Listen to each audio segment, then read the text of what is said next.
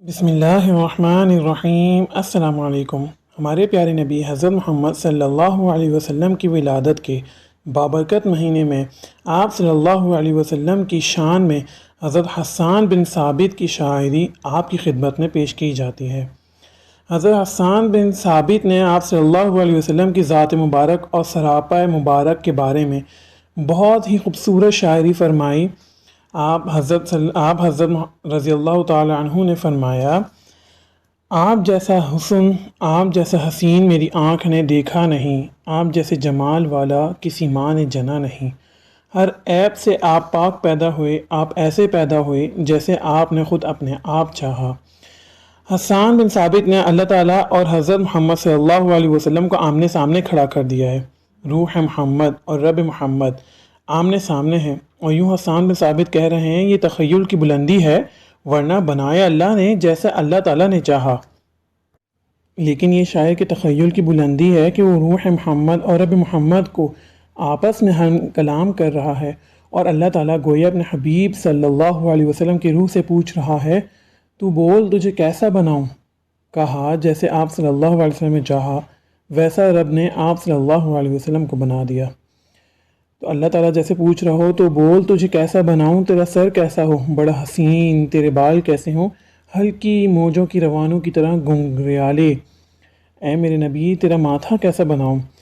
حضرت محمد صلی اللہ علیہ وسلم نے جیسے اشارہ فرمایا ہو، کہا کشادہ، تیری بھویں کیسے بناؤں، کمان کی طرح گول باریک، اور تیری پلکیں کیسے بناؤں، دراز پلکیں، جو حسن کی نشانی، تیری آنکھ کیسی بناؤں، موٹی بھی سیاہ بھی ہو، سفیدی سفید ہو، اور سرمگی سرما نہ لگاؤں تو بھی سرمگی ہو، آنکھوں میں سرخ دوڑے ہوں۔ جب آپ صلی اللہ علیہ وسلم آنکھ اٹھاتے تھے تو کوئی آپ صلی اللہ علیہ وسلم کو دیکھ نہیں سکتا تھا۔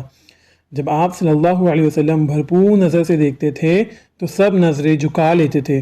کوئی آپ صلی اللہ علیہ وسلم کو دیکھ نہیں سکتا تھا، صرف دو آدمی تھے جو اس وقت چہرے پہ نظر ڈال سکتے تھے، ایک حضرت ابو بکر اور ایک حضرت عمر رضی اللہ تعالی عنہ۔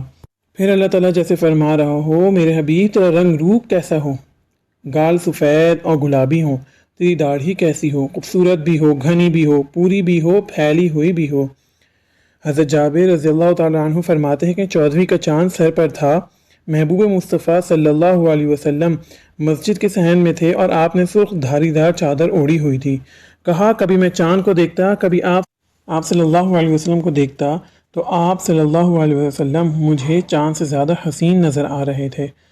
پھر اللہ تعالیٰ جیسے پوچھ رہا ہو، گردن کیسی بناؤں؟ کہا سراہی دار۔ جسم کیسا بناؤں؟ سیدھا، حسین، متوازی، سینہ پیٹ برابر۔ پھر پوچھا ہو جیسے چال کیسی بناؤں؟ کہا عاجزانہ۔ آپ صلی اللہ علیہ وسلم چلتے تھے تو پاؤں ایسے رکھتے تھے کہ اگر نیچے خشک لکڑیاں بھی ہوتی تو کڑکڑانے کی آواز نہیں آتی، چراغ پہ پاؤں آتا تو وہ بجھنے نہ پاتا۔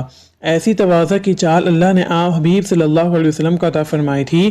کبھی ایڑی مار کے نہ چلے، کبھی کسی کو انگلی کا اشارہ نہ دیا، ہمیشہ پورے ہاتھ کا اشارہ کرتے بلاتے تھے، کبھی دائیں بائیں گردن ٹیڑھی کر کے کسی کو جواب نہ دیا۔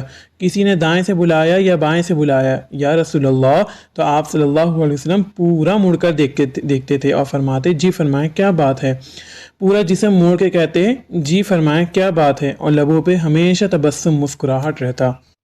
ایک صحابی نے حضرت اماں عائشہ رضی اللہ تعالیٰ عنہ سے پوچھا کہ ہمارے نبی گھر میں کیسے تھے؟ اماں عائشہ نے فرمایا، گھر میں آتے تھے، مسکراتے تھے، ہنستے تھے، گھر میں جھاڑو بھی خود دیتے تھے، ہمارے لیے آٹا بھی خود گھون کر دیتے تھے۔ سبحان اللہ، یہ تھی ہمارے پیارے نبی حضرت محمد صلی اللہ علیہ وسلم کی زندگی مبارک پر چھوٹی سی جھلک۔ جزاک اللہ۔ اگر آپ کو ہماری یہ ویڈیو پسند آئی ہے تو ضرور ویڈیو کو ضرور لائک کریں، شیئر کریں، اور ہمارا چینل بھی سبسکرائب کر دیجئے تاکہ ایسی پیاری پیاری خوبصورت ویڈیوز آپ تک پہنچ سکیں۔